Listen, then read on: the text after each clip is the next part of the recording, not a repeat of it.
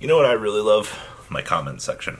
I had a very, very nice comment today that said, "Funny how nobody is talking about wind-ups." Huh. I wonder why that is. Well, in accordance to this fine fellow's request, we're going to have a nice discussion about wind-ups and their tier 1 potential going into the forward meta. Let's dig into this, shall we?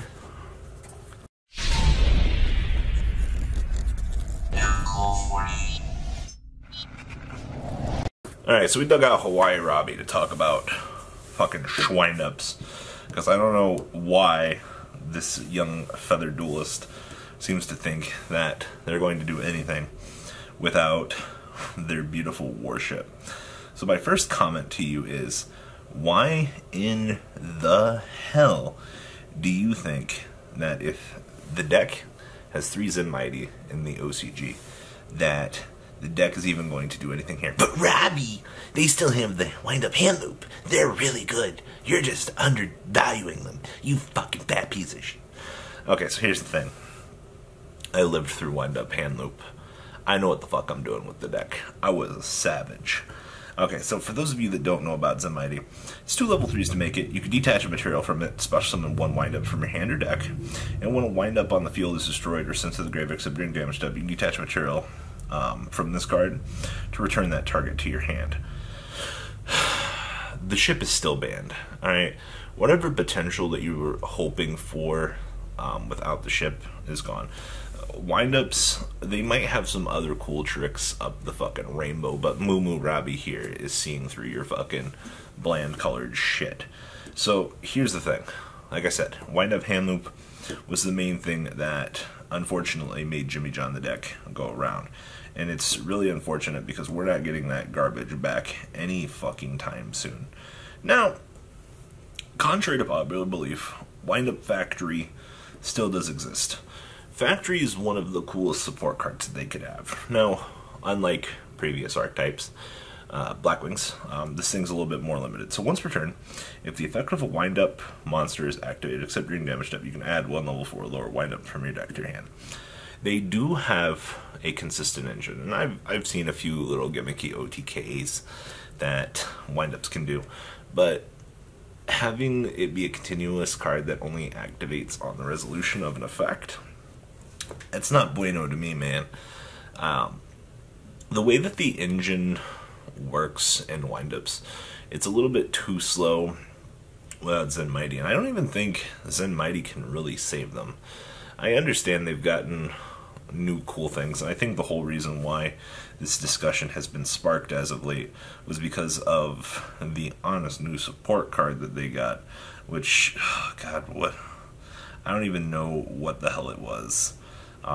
For some reason, everyone seems to lose all of their shit because, oh no, they got a new card. Why is it every time something new sparks up, everyone seems to, what's the word I'm looking for? Jump off their rocker, I think is the most appropriate response. And just because a new support card comes out doesn't mean that they still don't have the old good support. And without that old good support, that's right, I'm calling it out right now. Zen Mighty is the reason why we still need, or that just isn't doing what it needs to do. So we're going to talk about Wind-Up Zen Maintenance, which is their newest support card coming out of Flood. And I think the reason why this card is phenomenal with Zen Mighty, by the way, which we don't have. So it's 2 wind-up monsters. If 1 card is destroyed and sent to the graveyard, you target 1 wind-up Xyz you control. Attach this card to it as material. Okay, so, if this card is destroyed, so, okay. So, no matter what happens, first off, whatever Xyz monster you have, and your opponent answers this card, this floats onto it as material, which is fine. If this card is linked summon, you can add 1 wind-up from your deck to your hand. So, we have the ability to recur for Shark or Magician as a combo extender, so that's good. And you can banish 1 face-up wind-up monster you control. face down. Special summon one monster with the same name from your deck. Once again, the arrows point the good ways. So this is great. It's 1800. It allows for combo extension, which is fine. You know, you can produce multiple link monsters, but what does this do in the grand scheme of things? Okay, so factory plus this. You already have to understand that if you're playing this, it probably took some sort of commitment from a wind-up shark and a magician to special summon too. You can use this to recur for another guy. My problem here is, though, Zenmighty is gone. I love wind-ups. I'll be completely honest with you. I really do. But I think for everything that this deck does in terms of combo, it doesn't have what it used to have. I mean, we'll look at wind-up Magician here just to prove a point to you. Magician's one of the most unbalanced and unfair cards in the entire game of Yu-Gi-Oh! So if the effect of a wind-up monster is activated, except for a wind-up Magician, you can special summon one level 4 or lower wind-up monster from your deck in face-up defense mode. And this effect can only be used once while it's on the field. So they did strap some sort of limitation on it, that we don't have to fully abuse it. But the TCG still has this limited to 2. Even at 3 in the OCG, with triple Zenmighty, triple wind-up Magician, the combos that this deck does, they're not really, honestly, all that good. It's kind of sad because I really liked what this deck had in its glory days. Literally, tour guide, normal summon, search for material, make your thing. If you have the shark in your hand, you can literally loop 3 cards from your opponent's hand. And I'm not saying that it's bad for the idea and the concept to evolve, but most everything good that this deck had going for it revolved around the wind-up hand loop. Just because we get a new support card and the potential for a ban list doesn't mean that these things are going to be good. And I honestly feel it's the same way with Inzektors. I constantly read comments all across the internet. So many people want Inzektors freed from the ban list. And that's fine. You know, more copies of Dragonfly Dragonfly, Hornet, more copies aren't going to fix the problem. The problem is the meta's evolved. We're now in a turn 1, turn 2 centric format. If you allow wind-up hand loop to come back in its full glory, what does the deck do going second? You know, that's the problem with some of these older archetypes. And I know how much people want the fun to come back. You know, they want to relive the glory days of these combos and things like that. But just because you see a gimmicky OTK video on Asian Eyes channel doesn't mean that it's good. You know, it's just that. It's a gimmicky video. It's meant to give you the haha, hee hee, oh my god, that was cool vibe. I think that's the important thing that a lot of people tend to miss from these style of videos. And I'm not trying to dug on people wanting windups to come back. That's fine. You know, you're entitled, you're welcome to play your deck and have fun with it. But it starts to become a discontentional opinion when you're like, why can't I win? Well, your archetype is unfortunately a few years out of date. They need to be oiled up a little bit. They need to be fine-tuned. Just because you get a Link monster doesn't mean the shiny old toys of new will have the chance to come back. That's the point I'm trying to say.